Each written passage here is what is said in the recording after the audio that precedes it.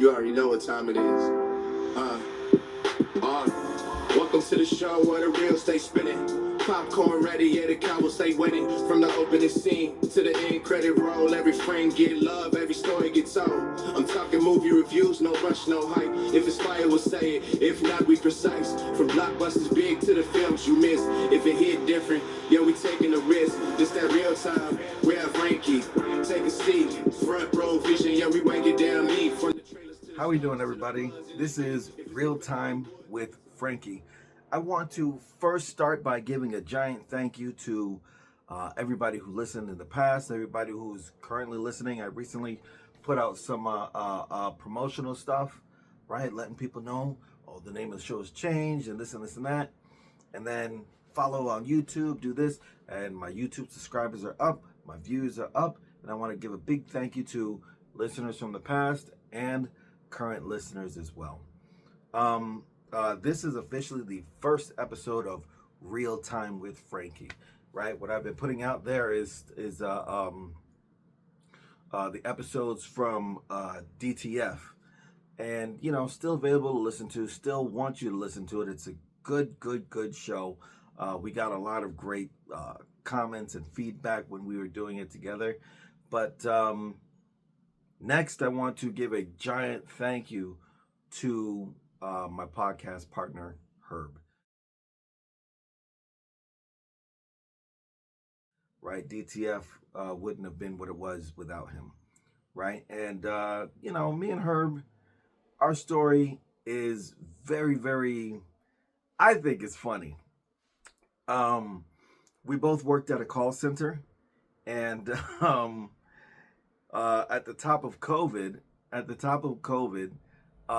they sent most of the people home. They let a select few stay because during COVID, what they did was go on this giant hiring spree, and they enlarged their work from home force and people who are answering the phones.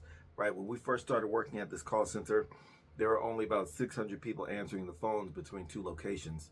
And at the end of the first year of COVID, there were over 4,000 people answering phones. So I'm very proud to say that I worked at that place.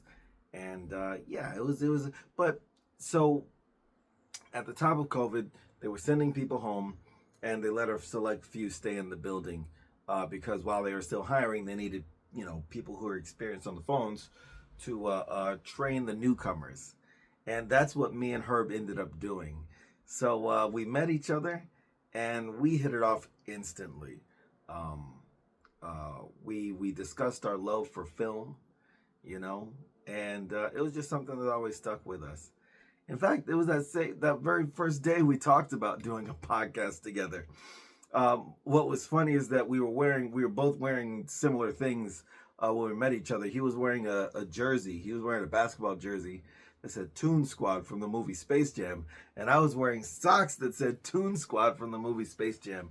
So it was just so funny that we were both wearing those things, and then found out that each of us loved movies and whatnot. But so we were making jokes, and they were mostly like throwaway comments. They were just mostly throwaway comments when we would talk about doing the podcast together, and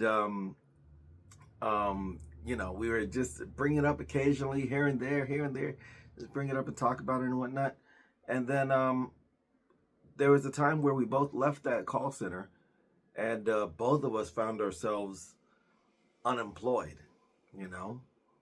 And since we had the time, we said, hey, why don't we do that podcast we kept talking about?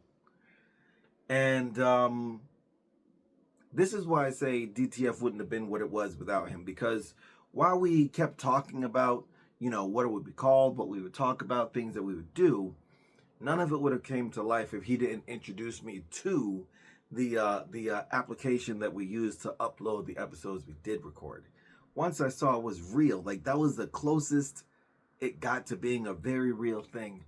And once that came into my knowing, and once I knew about it, I said, yo, this thing could actually happen.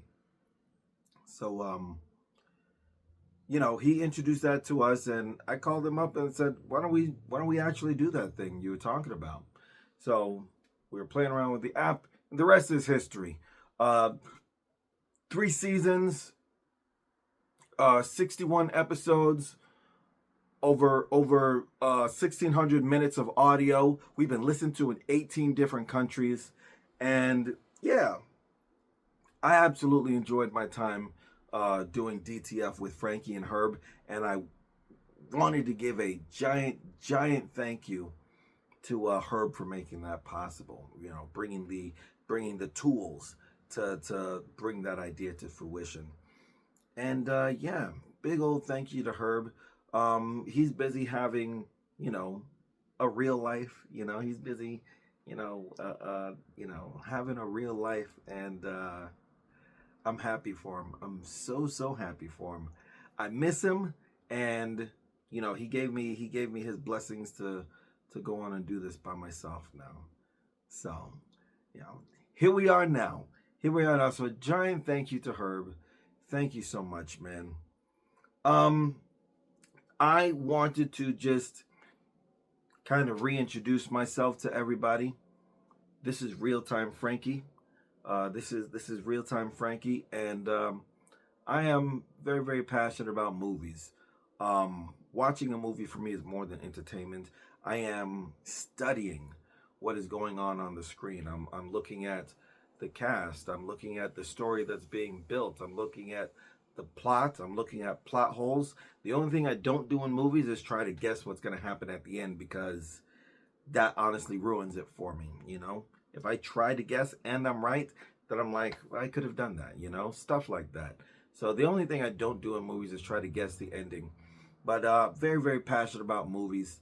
I actually had a very, I'll say, short-lived acting career, you know?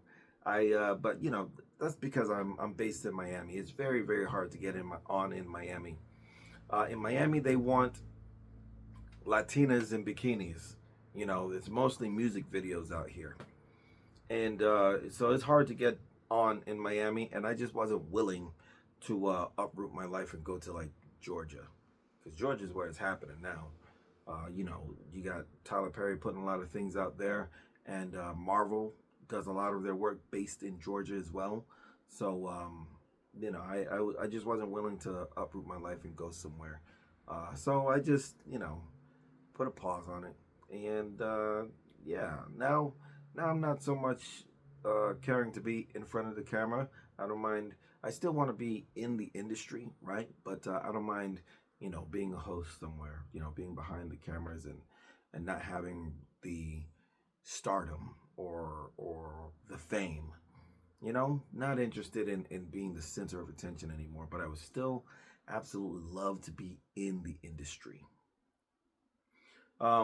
During my acting career, I was cast as an extra on the show called Ballers. Uh, Executive produced by Mark Wahlberg, and The Rock actually starred The Rock. I was in 2 episodes, maybe 3 episodes of the first season of Ballers. And it was a really great show. I only watched the first 3 seasons, but I think they went on to do 5 or 6. But it was a really great show. And my time working there was really fun, you know, learning new things. I was literally like 6 feet from The Rock for like hours for one day, you know. I had to, and The Rock is such a great guy, chill, you know. He knew everybody wanted to take pictures, and he says, think of this as a regular job. You're here to do work, and we'll see about pictures at the end. He stayed and took some pictures for some people, but I'm sure he had other things to do also. But it was a really great time. It was a really great time working on that show. What else? I auditioned for, I'm sorry, I didn't audition, but I ran into a casting director, an actual casting director, and he was interested in me performing some lines for him. So we went back to his office, and he actually showed me a script for a show called Burn Notice. If anybody knows Burn Notice, I actually love that show. I really love the show Burn Notice. And he showed me a season 7 scripts for a show called Burn Notice. And they were only, they just finished wrapping up season 6 at the time, or maybe season 6 was on the air at the time.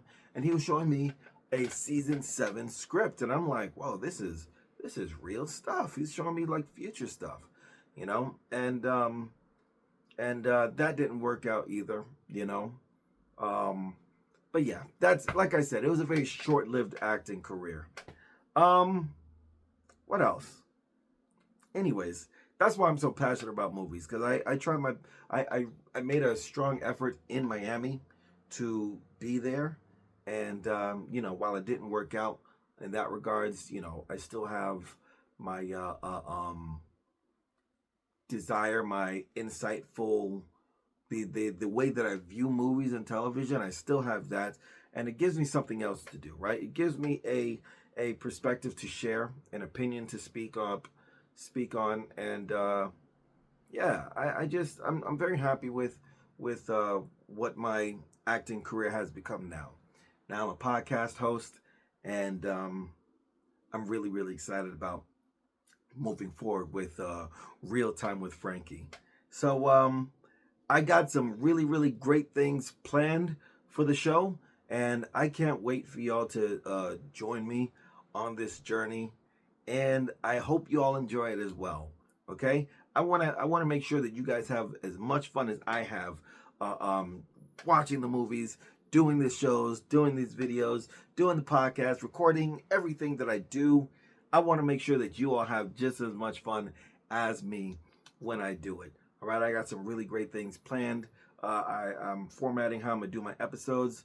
And, I want to play some games with the people out there. So I don't normally, I have avoided TikTok for so long. But Real Time with Frankie is going to have a TikTok. And yeah, so I can't wait to meet a lot of the people out there. And that's it. I was just introducing myself, guys. Y'all are going to see so much more stuff real soon. Thank you for watching this. If you stayed this long, please like, subscribe on YouTube. There's a link in the bio on the Instagram, and just follow everywhere where I can be followed, okay? I promise the link is not going to send you to an OnlyFans account, okay? Thanks so much, y'all. This that Real Time. We have Frankie. Take a seat. Front row vision.